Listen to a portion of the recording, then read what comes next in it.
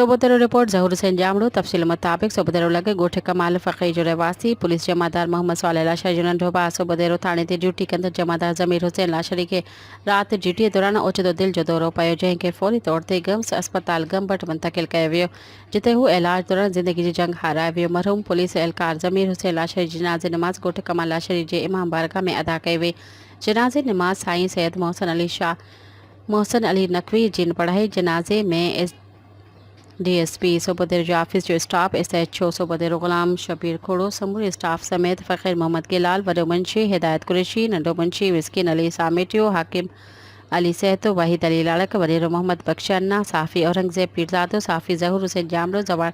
खादिम हुसैन चन्ना राहिब अली शेख मौला Bakhsh Hot Fida Hussain Sahito retired sub inspector साहिब खान लाशरी समेत वॾी तादाद में ॻोठाणनि सोबोतेरो शहरवासियुनि शिरकत कई।